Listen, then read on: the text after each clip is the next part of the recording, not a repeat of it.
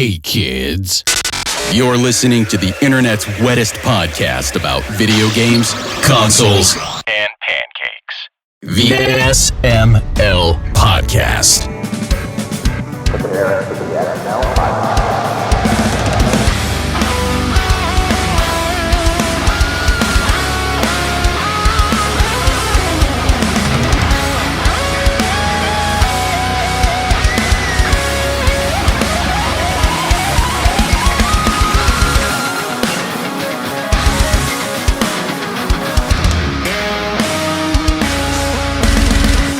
What's up, everybody? This is the SML Podcast. I am your host, Joe. Bri, Yaki, and Jacob are here. Yay. Whoop, whoop. Yay. Yay. Yay. How's everyone doing? Bri, I know you're not feeling well. How's things? I am puking sick episode 2 in a row. Damn. Yeah. Fun times. Wait, day 2 in a row of just this week? No, episode 2 in a row. Oh. Yeah, I get you now. Because I was like, oh my God, you were sick last week. Yeah. Yeah, She's she's basically saying she's been sick this entire time. yeah. I feel as bad as I did Friday. Yay. Damn. Yeah, Well. I've had some good days in the middle, though. I mean, Oh, that's good. yeah. Is it just like a stomach bug? Like, have you gone to like the doctor or anything? No, it's a reaction to a medication I'm on, and I just have to ride it out. Oh, fuck. That Yep. sucks. Yep. You know what that calls for? Porn. Speedrun. Oh, that too. Hell yeah. Should we do this? Yes. Yeah. Some game called Silksong released this week. You ever hear of it? Yeah. No. No? You're supposed to say no, dumbass. Too bad. Well, we're speed running, so yes, we've all heard of it. 535,000 concurrent players on Steam in the first day. Which it also Oh. crashed. It didn't just it crash broke it. Steam. It It broke also the broke eShop. GOG. Xbox. It broke the Nintendo eShop. It I broke. think. Did it break PlayStation Xbox? didn't get I it didn't up hear until that it hours did. later. Something happened on the Huh. PlayStation side. So Yeah, basically everywhere it was sold, it broke the store for a little bit. Literally everywhere. And then all the key sellers that like Humble and stuff all ran out of keys and have since had to replace them just that quick. little impressive. indie that could. Yeah. And to And what was think the when price on that? Was it like $20 $20 or something? Yep. Yeah, It's which also $20. I think it was That's Kotaku insane. has an article about like it apparently is making indie devs nervous because of like how much content is like and how good it is for $20. Yeah. So, It's really good when you get a really competent small group who knows what the fuck they're doing. They can build things real good. And then It they just make takes a bank. very long time. I mean, yeah. well, I mean that's what happens when you're building games with the power of friendship. So Yeah. The power of friendship and a shit ton of money from the first game. oh yeah, that too. Because that's why it took so long, is they decided they wanted to take their time on it because they didn't want to rush it because they Well, were it was like, supposed to be DLC, and they made it to a full game. oh, I didn't know that. Yeah, it was Goddamn. supposed to be just Hollow Knight DLC, and then they're like, well, let's do it right. Nice. And now it's out. Now it's here, and now everybody in the world is playing it, except for, I think, us. Yep. Yes. Cool. At It least is on half the Game people. Pass, which is very good to hear, along with Nice. some other games on Game Pass. The latest batch were announced. Not a big batch, but there's some good stuff on here. September Okay. 2nd, we got I Am Your Beast. Okay. Awesome. I believe Awesome. That's from Strange Scaffold. Oh, Okay. yeah. Yeah. Jacob, you'd probably want to play that. Yeah, I like their games. And I then, kind of want to play it even. It looked good. well, it's on Game Pass, so go for it. Yeah, I might. Today, that little indie Silksong hit as well as Cataclysmo on the PC. No idea what Not that familiar is. with that one. September 10th, Paw Patrol World. All right. Excited, There Jacob? you go, Jacob. Game of the year. And then September 16th, we are getting Roadcraft. I'm not familiar with that one either. Like a road driving sim. Ah, that's why. There. Not all good news, though. A couple of games gotta leave the service. 3 are heading out on the 15th with All You Need Is Help, War Groove 2, We Love Katamari Reroll. Fuck. I need to finish that.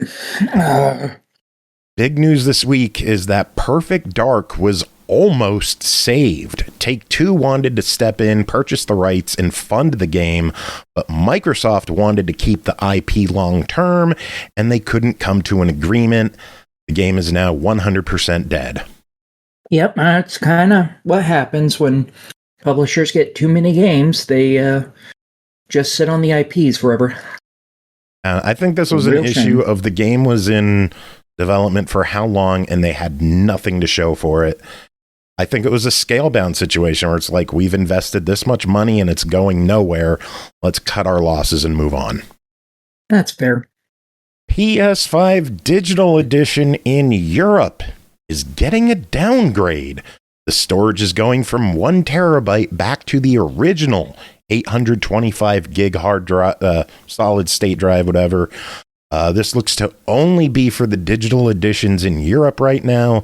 The price is not going down, obviously. And we'll see if it hits other regions in the future or not. That's ridiculous. Remember when consoles got better and cheaper? 5 years into it's been a long time since that's been the case. Literally last gen. Yep. And it's been a long time since then.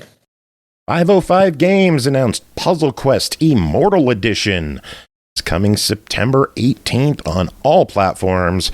Will include the original game, Revenge of the Plague Lord, and The Legend Returns, all for a whopping $15. Hell yeah. Not bad. I'm in. Fucking love Puzzle Quest. I don't know if I've ever played one. I've heard you talk about them before, though. Have you played Gems of War? I don't think so. Wow, that's surprising. Huh. Last bit of news I have. Popular Steam game Bake and Switch is celebrating its 5th anniversary with a little bit of a price reduction. Is getting a permanent price drop from $29.99 to $4.99. Oh, damn. Yeah. Wait, what? I'm sorry, what game is this? Bake and Switch on Steam.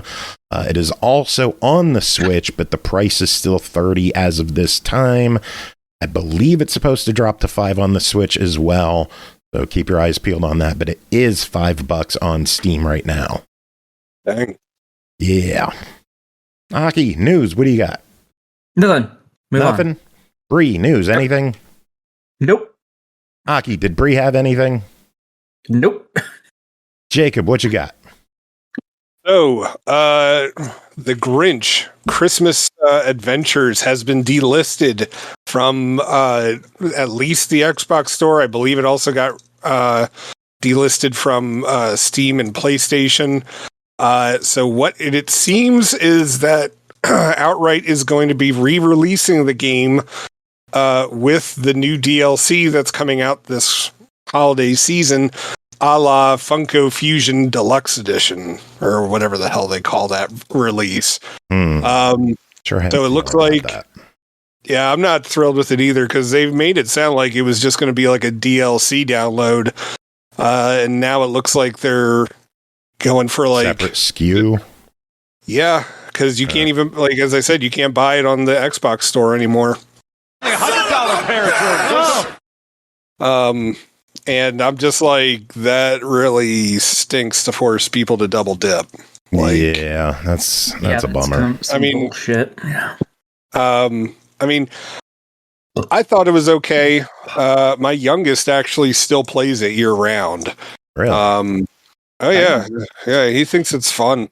Like, he loves like the little it was on the clunky side. Like, it wasn't bad, but not my favorite thing Outright has put out.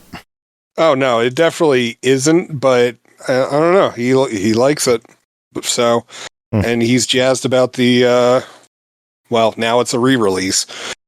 So, so we got that. Street Fighter is now confirmed for IMAX. Whenever you that didn't comes warn out. me. It's Movie Watch. Oh, sorry. There.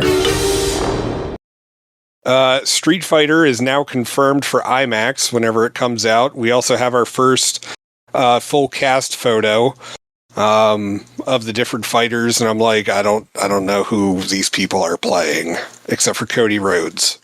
And well, they gave the full list today, didn't they? I know they did, and I read it, and I don't freaking remember.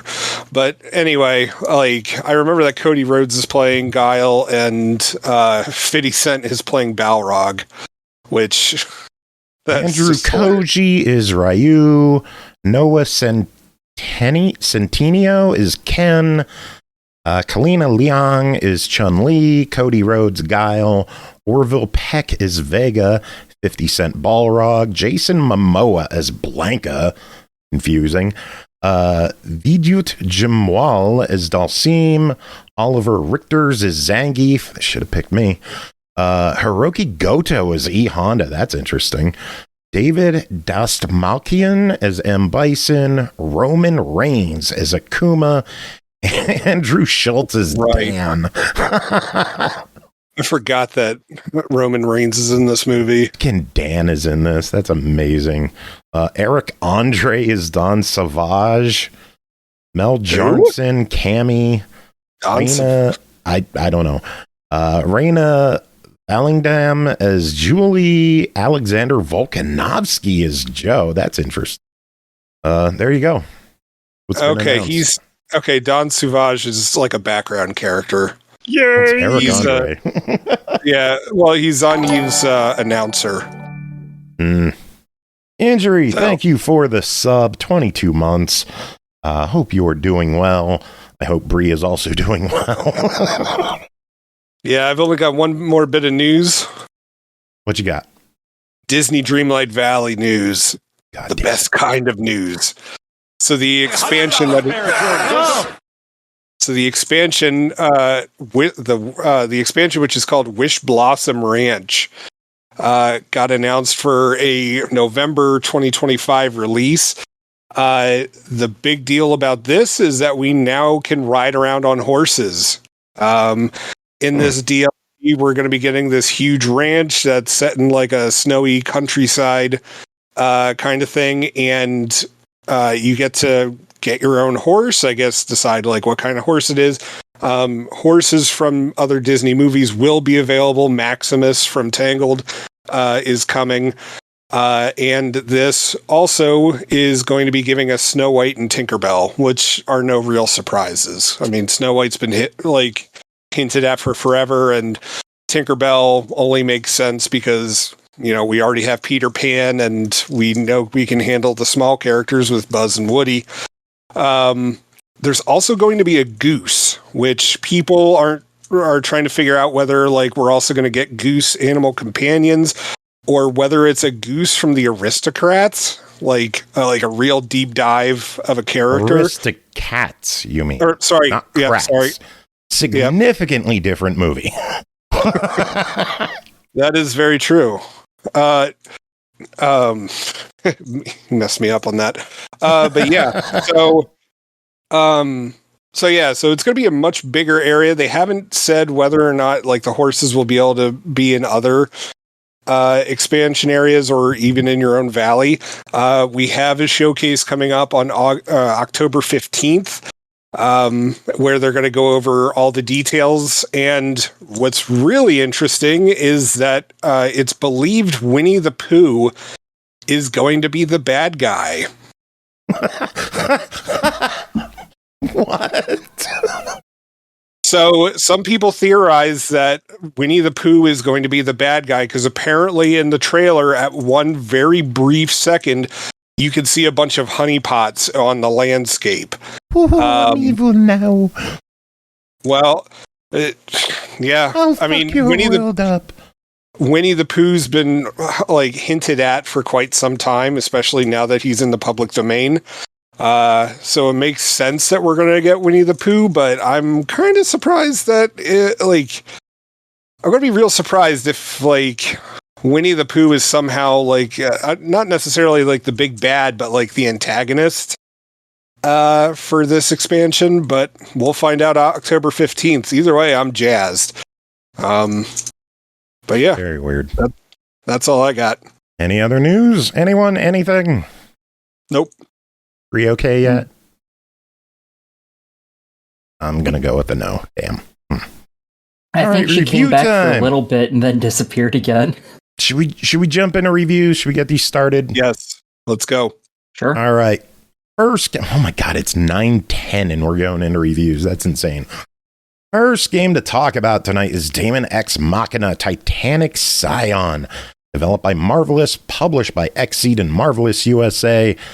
Released September 5th on Series X and S, Switch 2, PS5, and PC for $69.99.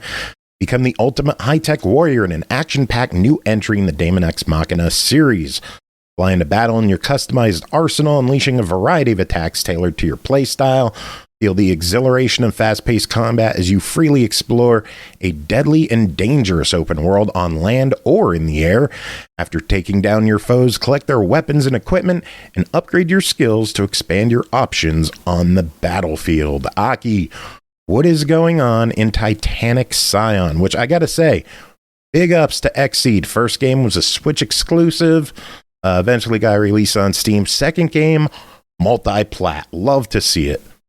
So how is Daemon X Machina Titanic Scion? I sincerely hope that the first game comes to Xbox at some point, just because I've played this. In this, you play as a self-made character, and you are what's called an outer. Outers are people who have been mutated/infected by this energy source that everyone uses called Femto, I think is how it's pronounced. And it's mutated animals to make them super aggressive monstrosities.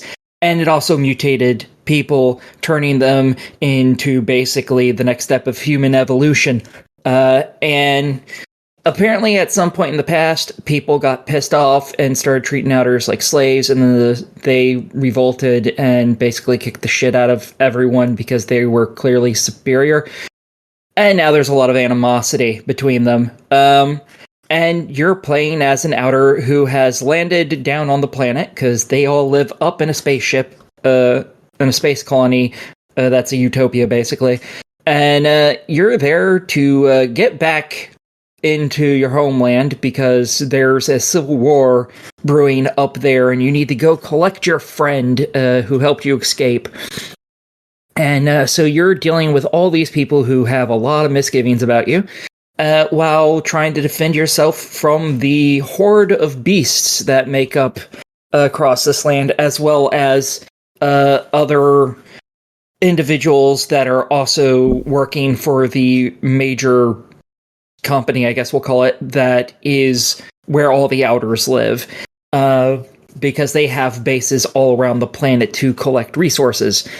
So you're basically a one-person killing machine that just obliterates everything. If you see it, it must die. And it is good fun.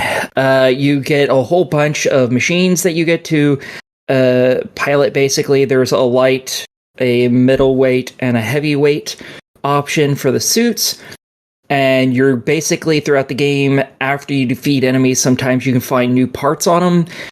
The stats are randomized for them. It goes from like A to E or F, something like that. Just telling you, oh, this stat is really good, these other stats for this are really bad, so on and so forth. So you can eventually find your way up to a really good tiered item. And with that, you can modify your own suit to create one of a multitude of other suits that you want. Something that's really nice about this is when you get those pieces, it changes the look of your suit completely if you're installing them. But after you obtain them, there is also a transmog system, so you can make your suit look like a completely different suit, or you can make the different parts look like other things that you've had. So that's really cool, because I don't like the look of most of the suits, so I just pick some parts and I'm like, this looks badass. I'm keeping it forever.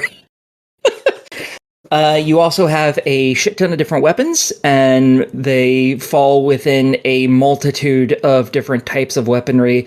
Some of them are like, here's some auxiliary weapons like hand grenades, here's some shoulder-mounted weapons like grenade launchers, missile launchers, plasma launchers, rail guns, what the fuck ever.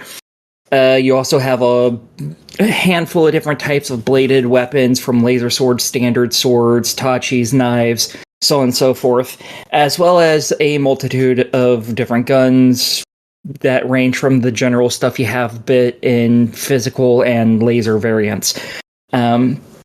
Every last one of them you actually get experience in as you use them. So I don't know where that experience ends, because I think I have 2 of mine at close to 20 at this point. In the demo, they went up to, I think, 5 or 10 or something. And as you get experience towards whatever weapon you're using, you get more benefits for using that weapon.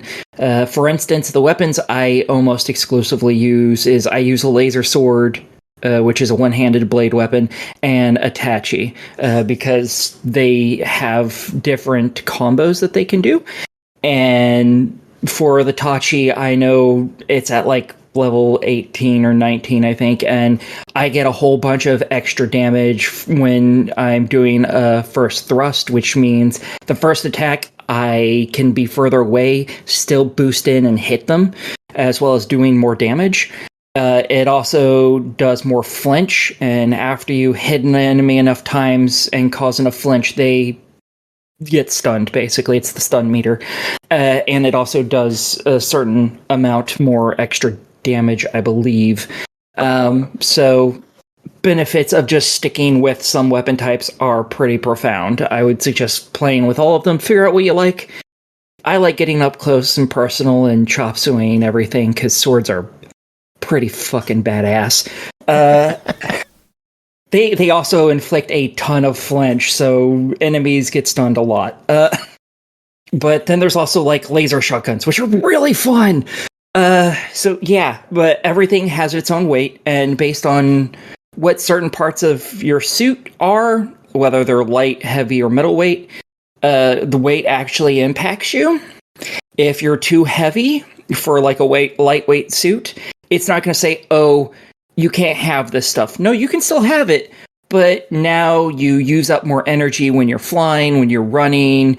You don't get knocked back when you get hit as hard anymore because you weigh too much to get knocked back, so on and so forth. It does a whole slew of different things when you get too heavy, or if you're, for the heavy weights, I assume if you're too light. I've never actually had that problem because I tend to be light and middleweight. And yeah, there's not just a extremely large world. It seems large at first, and then it gets larger somehow, because there are multiple places you can go. You land on the world, and you see this gigantic map that's split into different sections, and you're like, okay, this is gonna be a big fucking game, but I can do this. And then you play through a handful of levels, and they're like, oh yeah, go to this next section, which is a forest area, and it's another map just as fucking big. And it's like, oh, well, fuck. Okay. And I think there's yet another one after that. I haven't gotten that far, but I believe there's another gigantic fucking map. And there's enemies throughout the whole area. The environments are completely different. Like, the very first area it's more of a rocky canyons and lots of deserty area. And then obviously a forest is a fucking forest. If I have to explain what that is to you, then you probably shouldn't be playing this game or any other game. So yeah, it is so fun. Oh my god, I have trouble trying to adequately express all the different things in the game without repeating myself, because I just want to mindlessly talk about this game consistently. This was a major problem for my games for Tuesday and last Thursday, because once I started playing the demo of this is kind of the only game I really want to play right now. Like, seriously, I was like, okay, I need to play my other review game. I'll do it a little later. And I'd keep playing, and then it'd be like midnight. I'm like, oh, I really do need... I'll do it tomorrow. All of you on here know that I rarely ever do Game of the Year things. I'm pretty sure this is going to be my Game of the Year. Ooh. Yeah, like none of the games I've played this year are anywhere near as fun as I've had with this game. Even when I get angry at this game, I've enjoyed it so fucking much. I fucking love this game. I spent a couple hours in character creation. I've spent untold hours in customizing my suit since then. You have stations that you can build up that like you can get resources from and you can heal yourself at. You can edit those banners on those even. I have spent so much time editing stuff just because it's like, oh, there's so much I can just make things look how I want. It's so cool. And then, oh, I love this fucking game so much. I cannot explain to you how much I fucking love this game. I can tell. I'm guessing you're enjoying this one a smidge? Oh, yeah. Yeah. Yeah, maybe a little. What version were you provided with for the review? Was it the base game, or were you given a deluxe edition? I got the base edition. I'm 99% sure. I'll go check to be sure, but I'm pretty sure it was the base version. Because I was going to see if any of the extra content might be worth it, but if no, I have the base version. Sucks for you, ha. Yes, it does. I sold my Switch so I could buy the deluxe edition of this.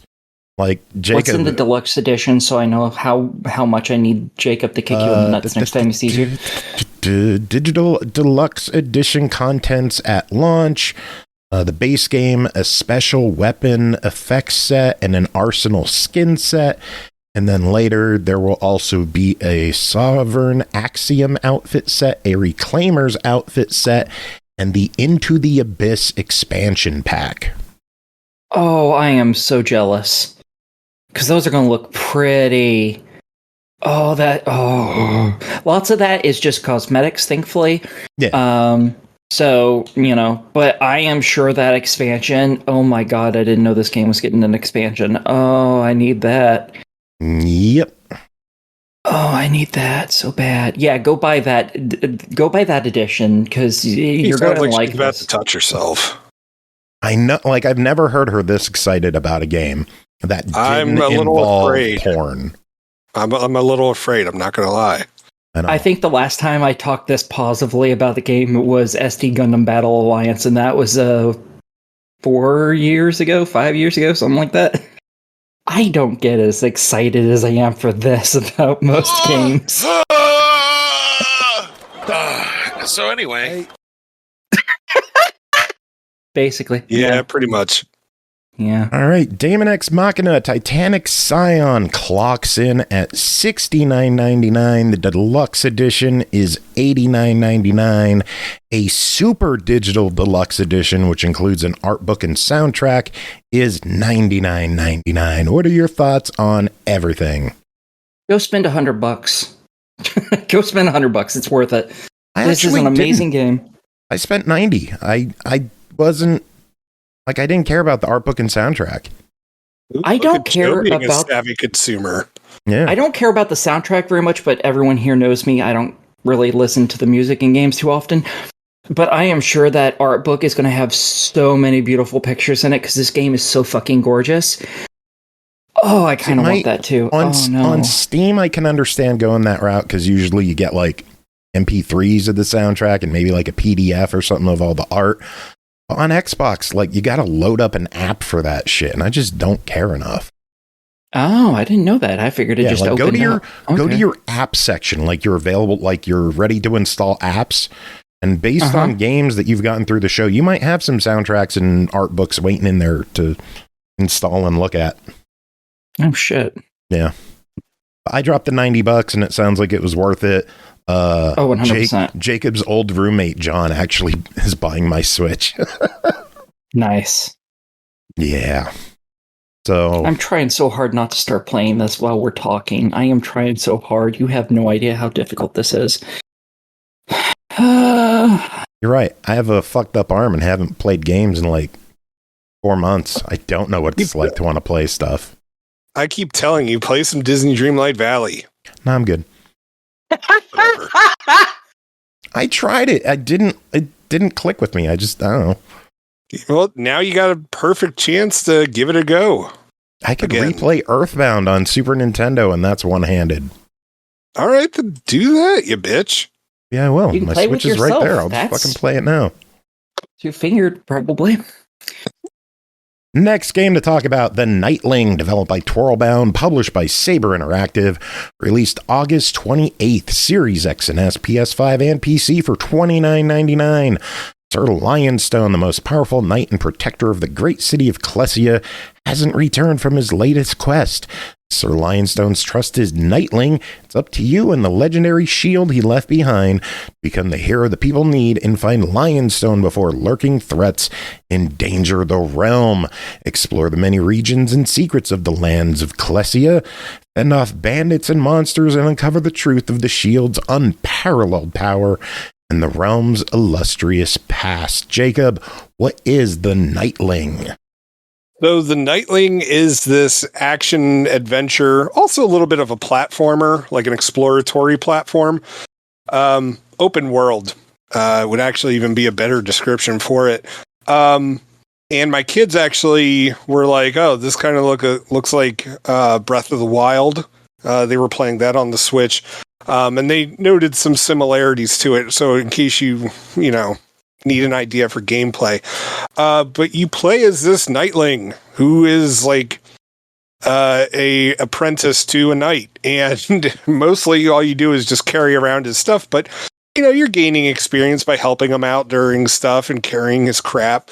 And there are these like earth monsters, which are essentially giants. And they kind of look like rock giants, but yes, injury unique. Unique.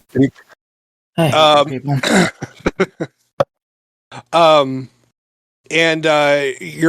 you're going about on this patrol. You spot one, and your liege tries taking this thing down, and he disappears over a cliff.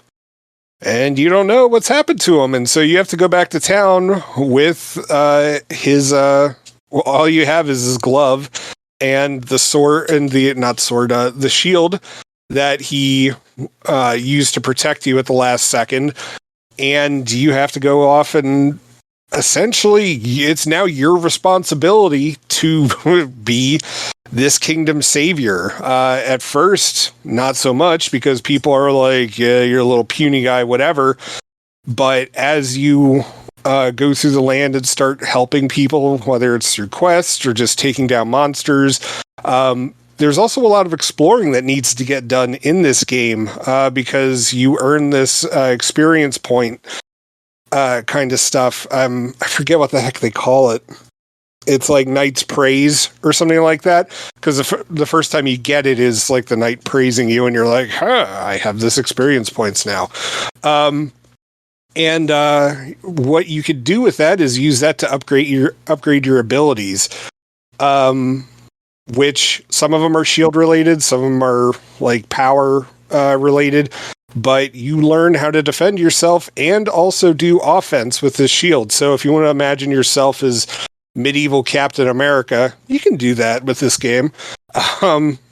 And yeah, like the world is your oyster in this. Like it's open world, so you can just run around and like, attack baddies. You can go off on like little missions. You could like scoot around the thing by riding your shield.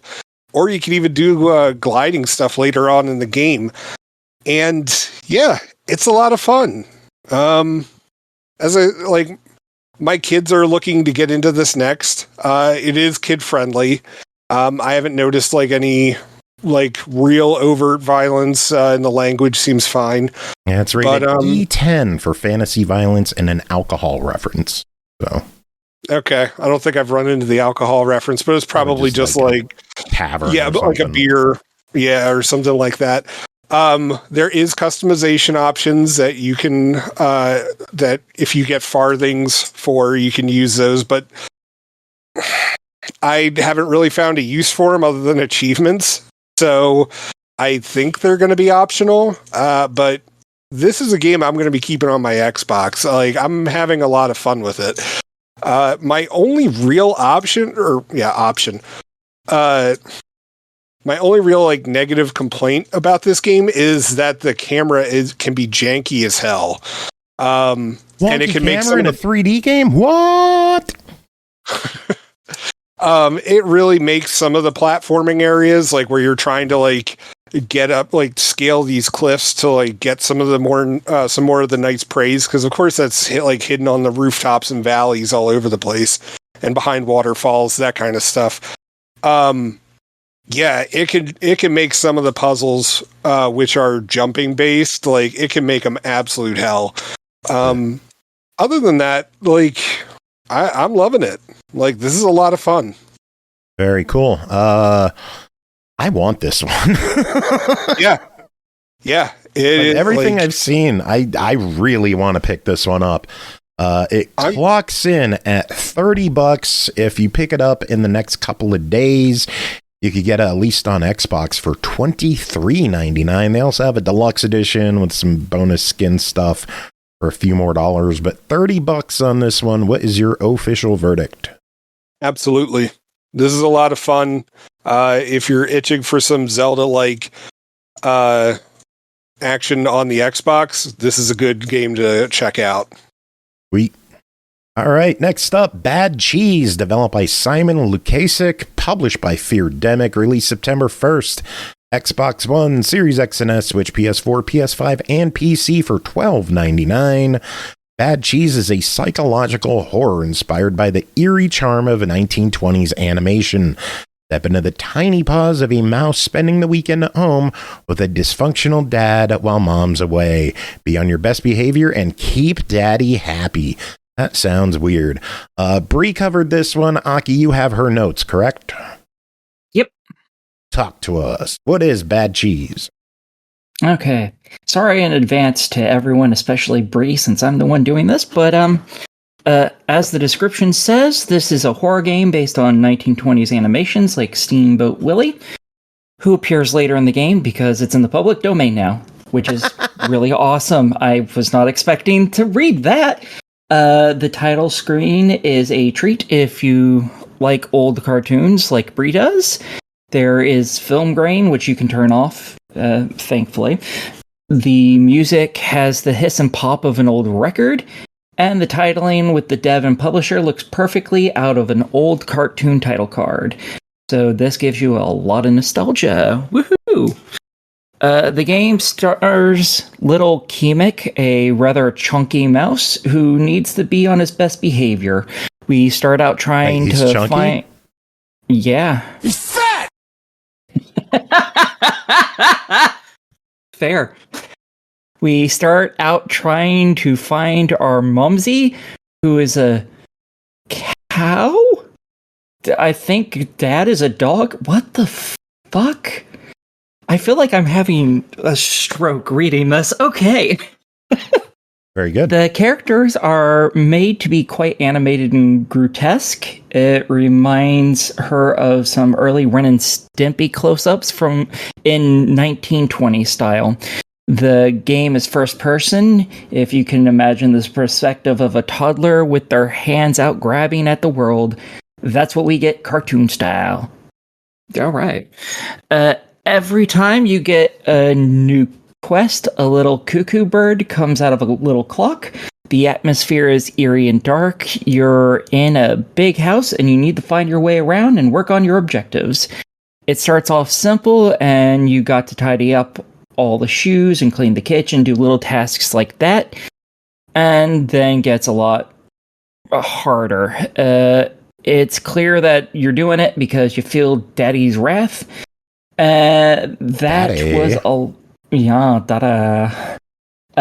was a lot of the psychological horror in this. The idea that we're in this happy little cartoon landscape, and it's turned dark and foreboding. And the idea that we're in a domestic situation like this, that we fear more than the spooky corners of this impossible house, that's the horror. So that sounds scary. Okay. Some of the moments of horror were kind of laughable. There are spiders that come and attack your face like little face-hugging lampreys. But when they're on the ground, they are little soot critters with cartoon boots and too many eyes. And after the initial jump scare, it made Bri giggle. There are boss fights, like a giant spider queen, that you'll get given hints on how to defeat more easily. I like that we could audibly hear your shudder when you said spider. I don't like spiders. There are secondary objectives to find all the snacks, which are bags of chips and kielbasa. There are toy action figure collectibles as well. You'll find things with your very stunted jump, a crouch, and a run. I should say you can run, but you have limited stamina as a fat little mouse. Almost everything is openable, doors, cabinet drawers, etc., etc. The further you get into the game, the more complicated the quests become. You'll have to solve some puzzles to get through the laundry area and defeat the sock moths. That is a very strange sentence. All right. This game is split up into levels. I wish there was a level select. Oh, that sucks. Because there are times you can get trapped in a new area of a level without having found a collectible and can't go back, as there are achievements for finding all the collectibles. Oh, hopefully they add that in a patch at some point, because that always blows donkey balls. There is voice acting in this, which was okay. The art and music are on point for the old cartoon aesthetic, and it is all hand-drawn. There is a screen when you exit the game that says, "Public domain, sue!"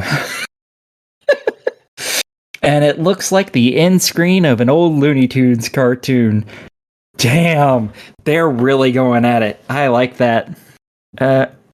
I'd say this game is good more for its darker side of nostalgia for early silly symphony type cartoons than it is for straight horror. I enjoyed the overall vibe, and the quests gave me a reason to bother going through the landscape they designed. I liked that the further you went, the weirder it got. This is no Bendy and the Ink Machine for building suspense and spurring you on, but I had a lot of fun with this one. The price is right. I'd say buy it. So, ask the question. $12.99. I can't ask Bri, so Brocky, is it worth $13? Yes, it is. Totally. I love it. So she says. This one, I've had my eye on this one for so long, but the first person, I don't know if I'll click with it. You have a tendency to get sick with first-person games too, don't you? I do. Yeah, I question whether you'd be able to handle it, honestly. I think you'd probably get sick. Just knowing you. It's even if you possibly wouldn't get sick, you'd still get sick because it is you. True. Next game to talk about is Heading Out, developed by Serious Sim, published by Crunching Koalas, released August 29th, Xbox Series X and S and PS5 for $19.99. Flee your fear and carve your story. Blaze a trail across mythic American highways where choices twist your tale and danger's always in the rearview mirror. With roguelike routes, limited resources, and breakneck chases, this isn't just a drive, it's your legend in the making. Jacob, what's Heading Out? So Heading Out is half visual novel, a little bit management sim, not really, but you could kind of say it is. And the rest of it is black and white driving. So you are playing as this driver who is being haunted by his fears, and you decide that you're going to just get up and leave and like run away, like literally run away from your fears. Drive away, more correctly, but why split hairs? And there is the greatest racer in America, and you're going to go take him on. And the game is very clearly based on 70s and 80s car movies. I noticed a lot was very reminiscent of Vanishing Point, if you've ever seen that movie. Either of you? No. It's an amazing movie. You need to go see it. Like, legit one of the best car race movies of all time. And it's got Cleavon Little from Blazing Saddles. Nice. He plays the DJ Super Soul. It's so good. Anyway, so there, and much like in Vanishing Point, there is a DJ that somehow is kind of like communicating with you and like kind of giving you like the lowdown as to what's happening, but she's also like discussing what she could find out about you. And as you're going through the countryside, you have all these decisions to make. As you go into town, like you might be driving past an abortion center and like this pastor's yelling at a young woman as she's trying to go in. Like, do you do nothing? Do you help her? Like, what do you do?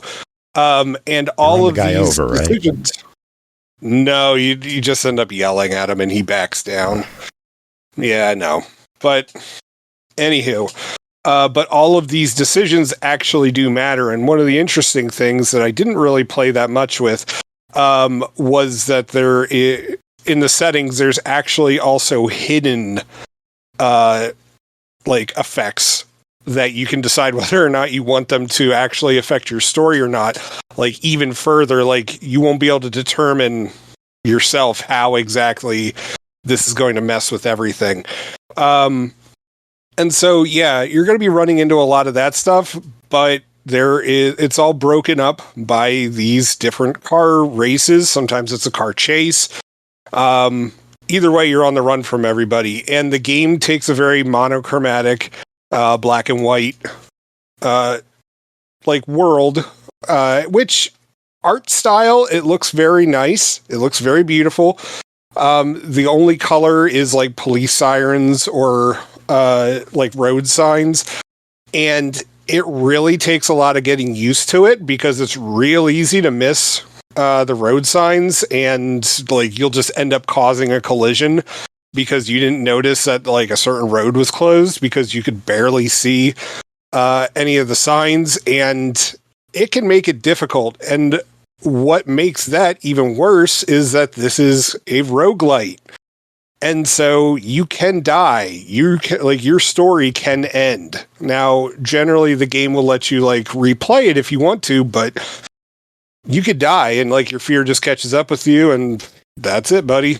Like, and so I like the idea of this game.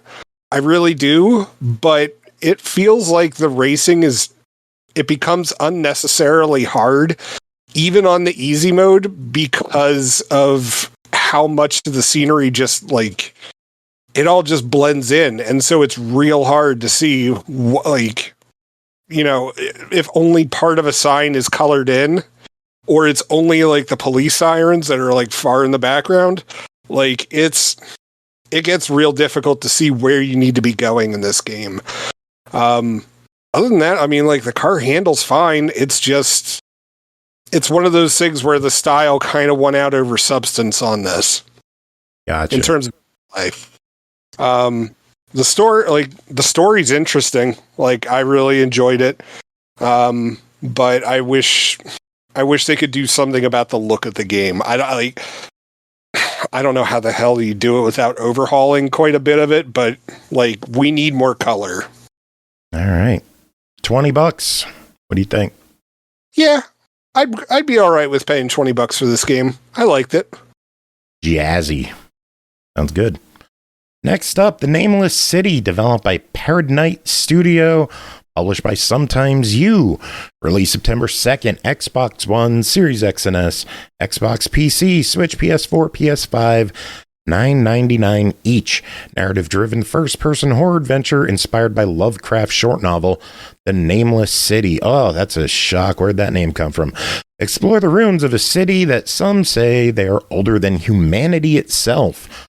While you delve deeper into the ancient buildings, reality and visions blend in an indistinct haze. Bri covered this one. Aki, read the notes. Tell us what's going on with The Nameless City. I will attempt to. This is a story based on the original Lovecraft story of the same name. The game is akin to a walking simulator. It is first person and narrative or exploration focused. There is little more to do than just walk and explore. There is a crouch and a torch with good lighting effects. There are some things to find and some puzzles to navigate through. This game, while fairly well designed to guide you to the next area, is not completely linear, which led to me getting stuck horribly in the game on my first playthrough. The art is pixely first-person Doom-era graphics with some cool effects. There is a sandstorm raging in the desert where you are exploring, and it is purple and swirling and beautiful. I have to agree, purple is the most perfect of colors. As you get a little further into the game, you have a sanity meter, and there are purple swirling lines that appear on the screen as your sanity diminishes based on your actions. I thought the visuals were really good within the boundaries of this style. The sanity meter is a cool function to the game as well.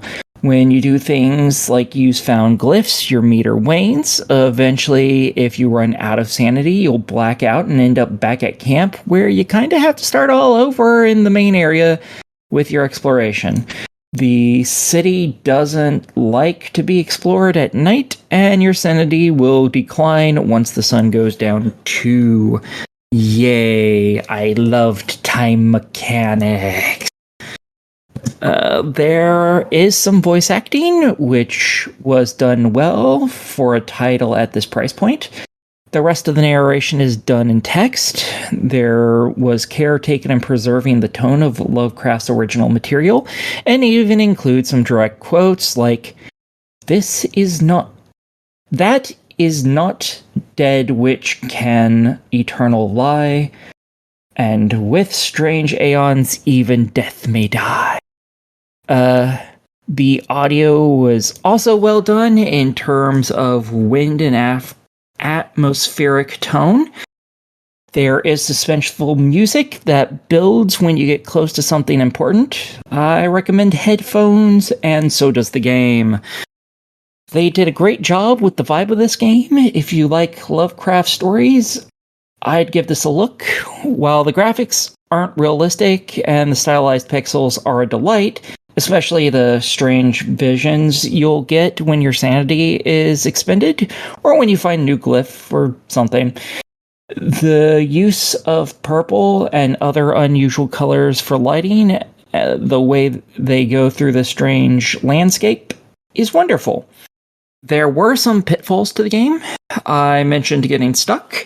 There was a point of no return that I could not figure out how to proceed. Thinking I'd missed something and gotten soft lock, I restarted the game, and nope, I had to look up a video on how to handle the situation. Turns out I missed something really oblivious called ducking. Even the guy in the video got stuck there for a while, so I don't feel too bad. After that, it was smooth sailing, though. And now, ask the question.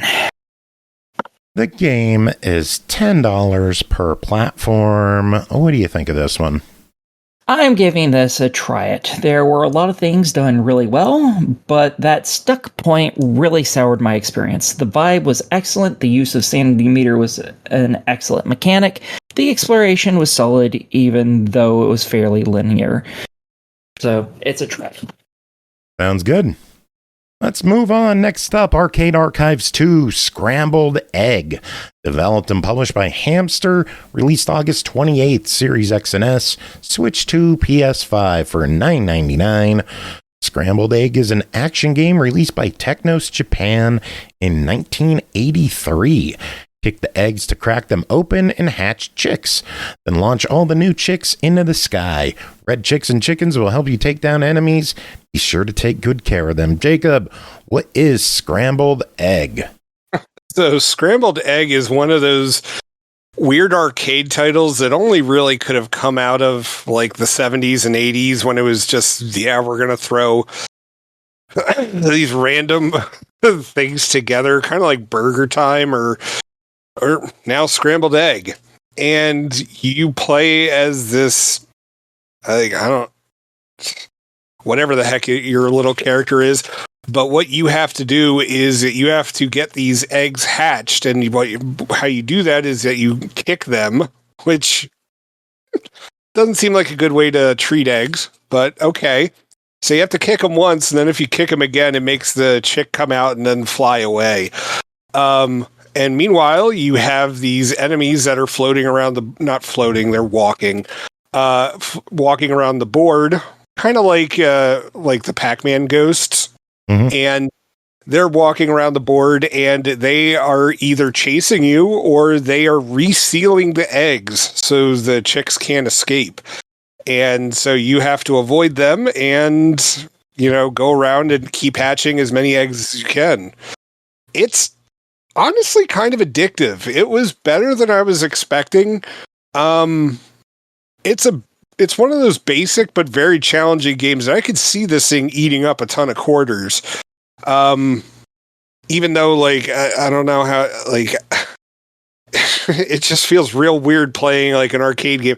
Yeah, man, you have to kick all the eggs and hatch them. That's how you do it as a farmer. It just feels real weird doing that. But honestly, it's a pretty entertaining game. Nonsensical, stuff aside, I thought it was pretty challenging and well worth your time to check out. I'd honestly say it's a hidden gem. Jazzy. $10 on this one. What do you think of it?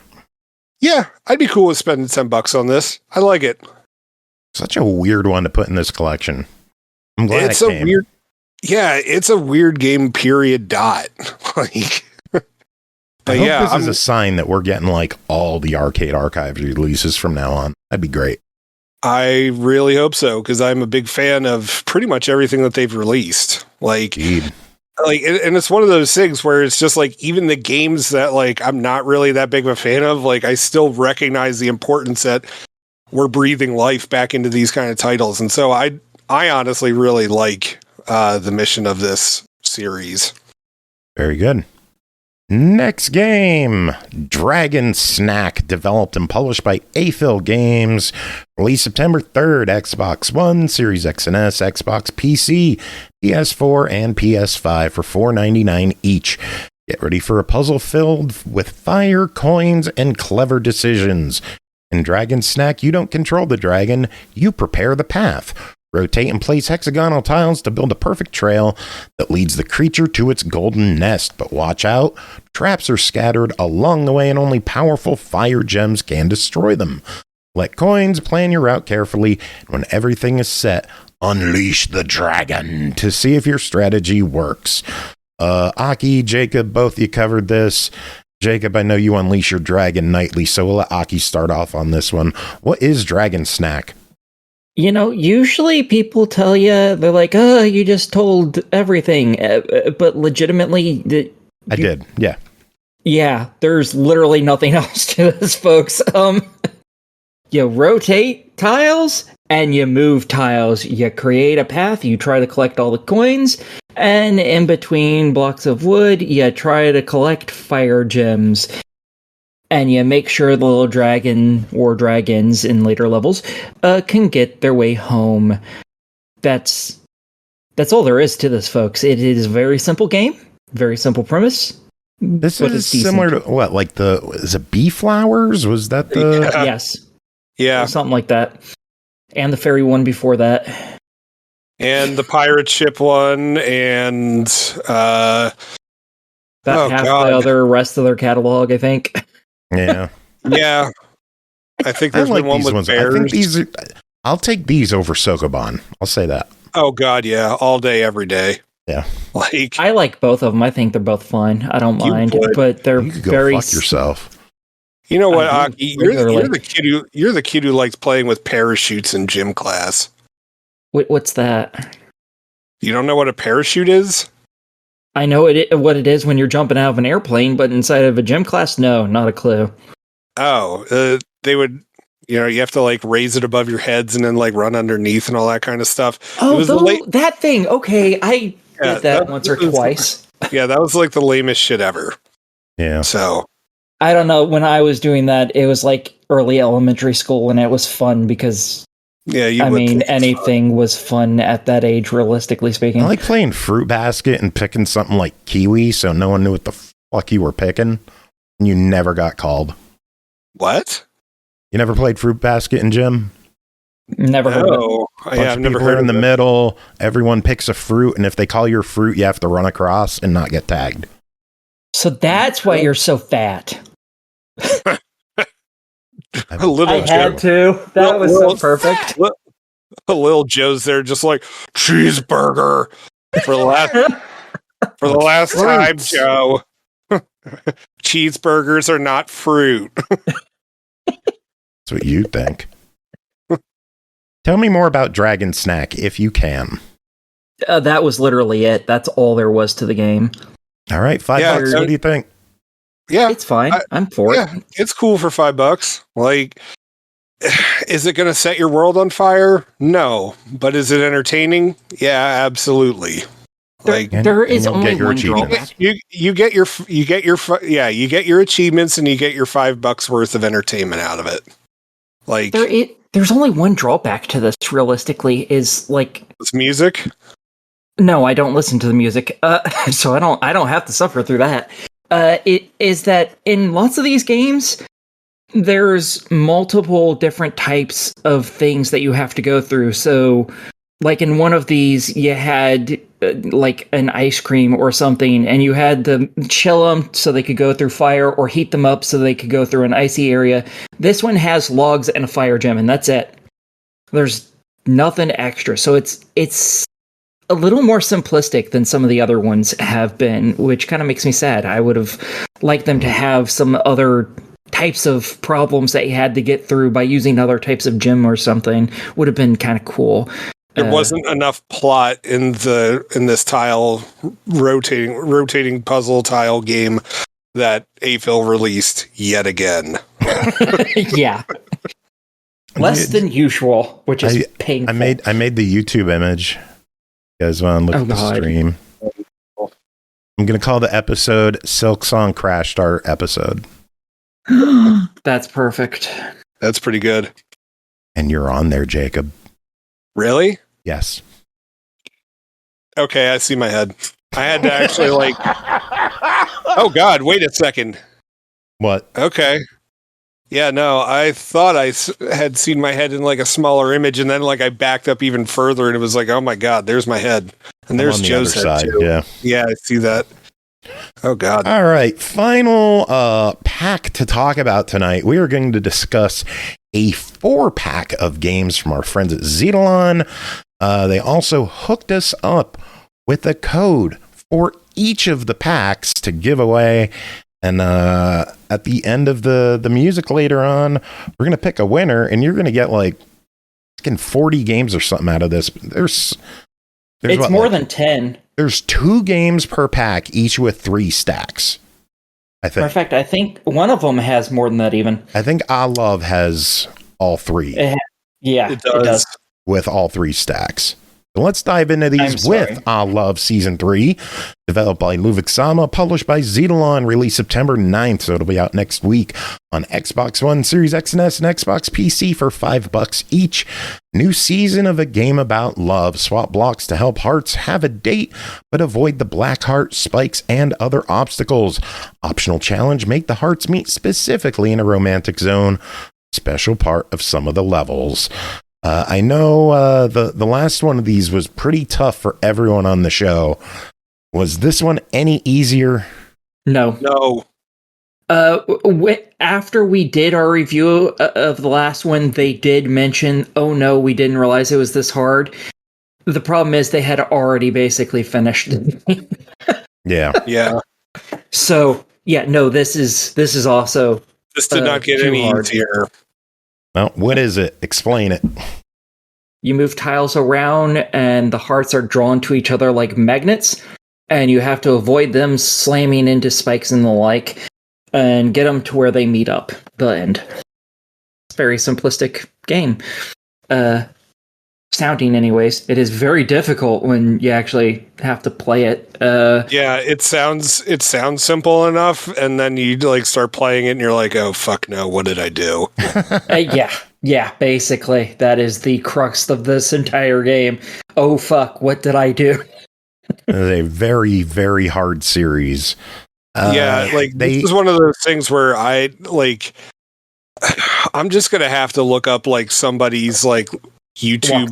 They sent us a link. I gave you guys a link to the walkthrough. Yes. Did it help at all? Yes, Jacob, I did. Oh, it helped a little. It's still a hard game because I don't like using the walkthrough until I have no other option. Yeah. Well, I'm dumb and missed it, so GG. All right. Well, season 3's $5. What do you think on this one? No. Do you like torturing yourself? No. No, I don't. Yeah, this is a tough series. But next game is Void Source, developed by Lovixsama and Xitilon, published by Xitilon, released August 27th, Xbox One, Series X and S, and Xbox PC for $2.99 each. Classic multi-directional shoot 'em up. Navigate your UFO through hazardous environments with dangerous enemies and beat huge bosses. Jacob, this sounds a little more enjoyable. What's going on in Void Source? So Void Source is a horizontal shmup where you are flying this... It's supposed to be some sort of like futuristic spacecraft, and you're taking down... you're trying to take down like the enemy, like I don't know if they're robots or aliens or whatever things, and you have the ability to aim like way more than you would in a normal shmup, but honestly it ends up becoming more infuriating than fun. There are various levels that you can access right from the get-go, which is nice because then you get a little bit of change of scenery, but then it's just like, this is a train. This is not. This is a cityscape. This is a countryside. It doesn't really add all that much to it. And honestly, like half the time I couldn't tell where the hell my gun was aiming. And so it felt like I was... No. Because you're able to aim like all over the damn place. And it just ended up feeling... It just ended up feeling like anything that I shot down was by pure luck. So I wasn't having fun with it. Unlike Jacob, I am what they refer to as competent. I actually really liked this game. I 100%ed it on both the Xbox and the Xbox Series versions. I thought both of them were really good. I have not gotten it to work on the PC. It just doesn't load for some reason, so I don't know. Weird. Yeah, it just opens and it's just a black screen and it doesn't move. I don't know. I haven't had that issue before, so I'm gonna try deleting it again, reinstalling, hoping that fixes it. I don't know.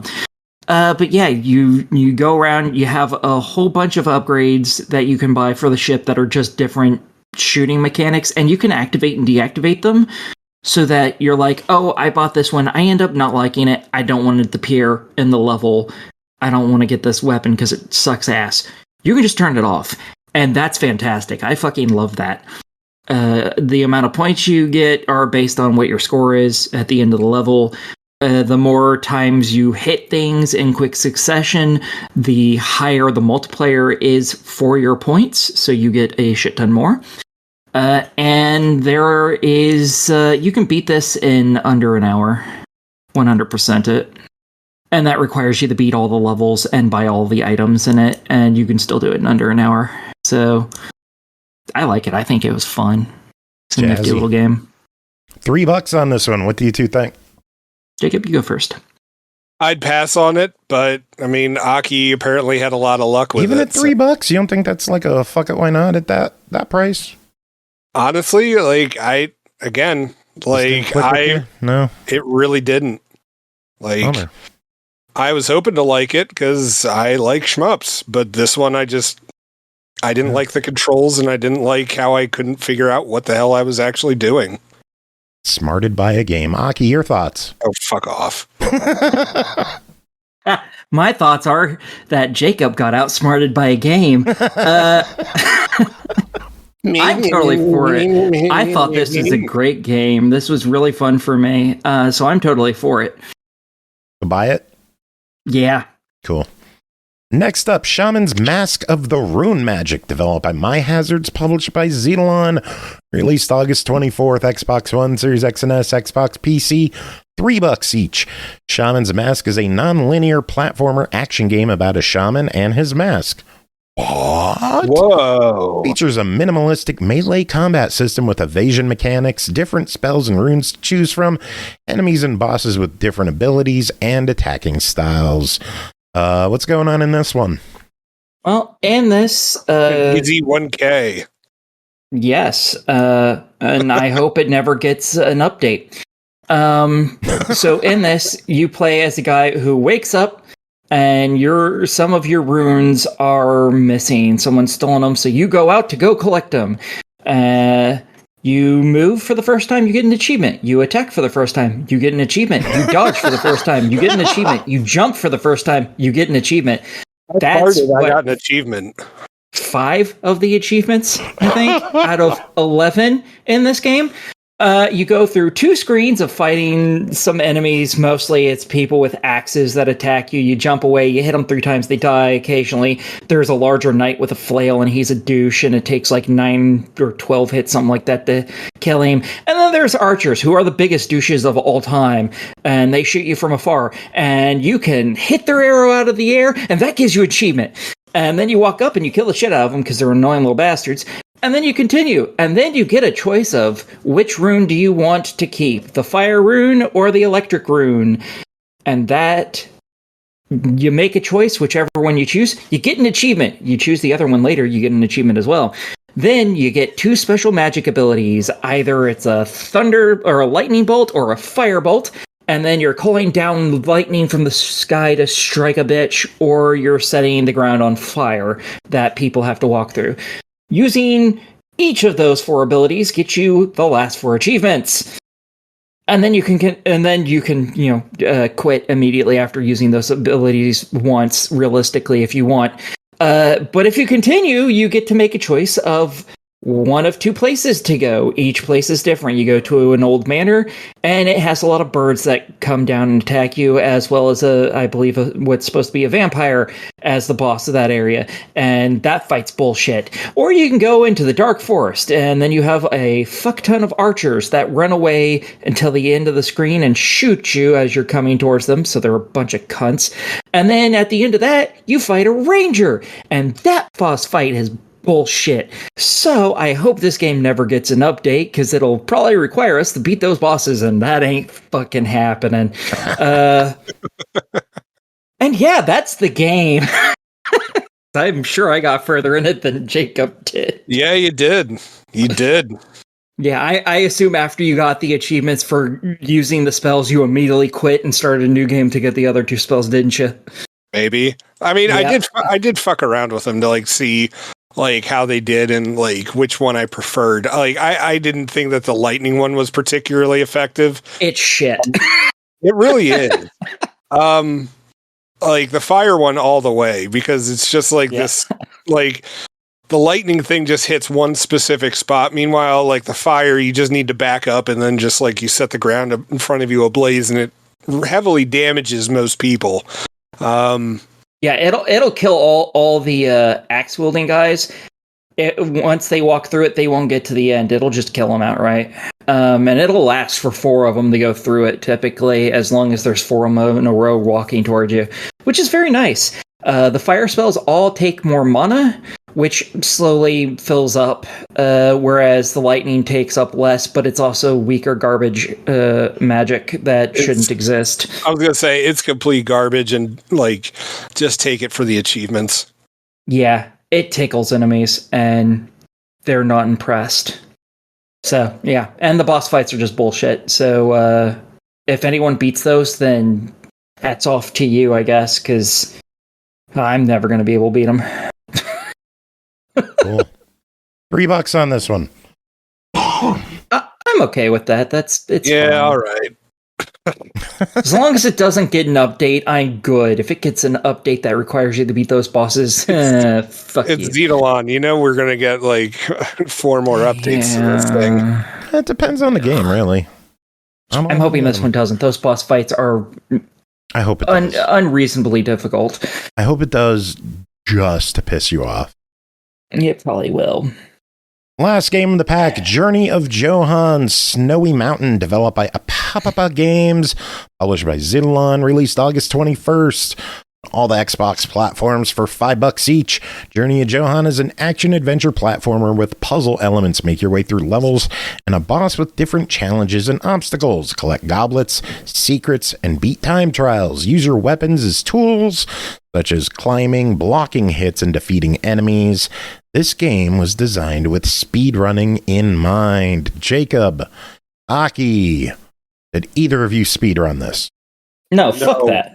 Didn't think so. No, I got absolutely fucked in this game.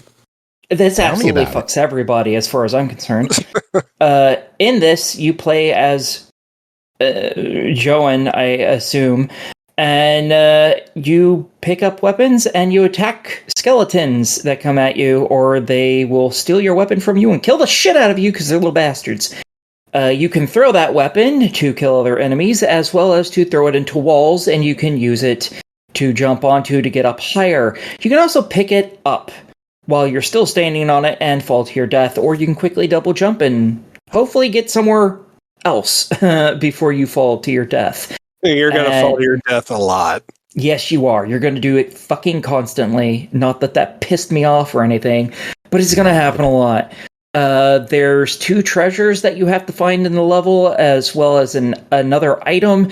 You collect all 3 of them. That's great. There's no achievements for doing that right now, but the first game in this does have achievements for collecting them all. So good luck, cockroaches. Go do it. And yeah, you beat the level quickly enough. You get a little trophy for it. The first level, I think, was beat it in under like 14 seconds or something. It took me 48 fucking minutes. I can beat it in under 14 seconds. I'm sure you can.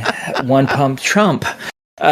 Excuse me, I've got one hand for speed, one hand for power.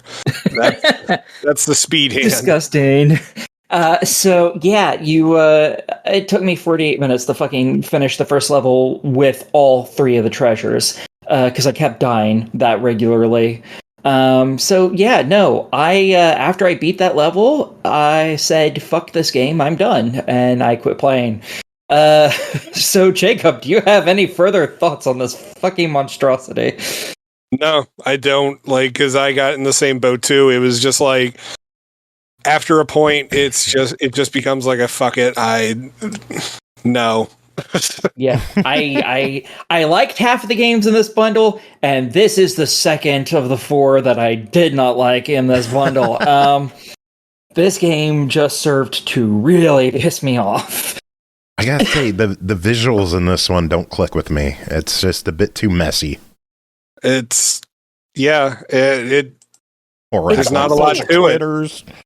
It's also extremely small. There's no zooming in on this. Everything is zoomed way out, and it's all fucking so goddamn small. I was in the pool. $5 verdict. There was shrinkage. No. Oh, that took me a minute. I was having so much trouble trying to figure out what the fuck you were talking about. Ew. This is definitely a deny it for me. I don't like this game fucking at all. This was a miserable game. Cool. Yeah, no. Good. Fucking good for both of you. I didn't get any achievements, so especially good for me. So, Deserve it. Yes, I deserve to have no achievements in this game. I 100% agree. All right, we're done. That is it for this episode. Oh dang! This might be like the quickest episode of all time. No. We have sub-hour episodes. Sub-hour episodes. Yes. Yeah, I think there's one that's only like 42 minutes. I don't think it's 42. I'm gonna have to look this shit up now. Bye. Yes, you are. We are done with the episode. Big thanks to the two of you for being here, hanging out this whole time. Big thanks to Bri for coming on, doing what she could. Hopefully she is feeling better and will be with us next week. Not sure what I'm going to do for music. I'm going to see what I could find, but done. It's a quick one. We're finished. Does anyone have any final words to end the show? Zillion, make better games than Johann, please. This game was misery-inducing. Xitilon didn't make it. They just published it. Oh, yeah. Well, tell the devs to get their shit together. Yeah, that game was. Oh, how does anyone speedrun that fucking game? Ooh. I think you two should get your shit together. My shit is together, and his is all over the place. He poops. No, it isn't. I poop in the toilet. Thank you very much. Sure, you do. Sometimes in the yard. Whatever.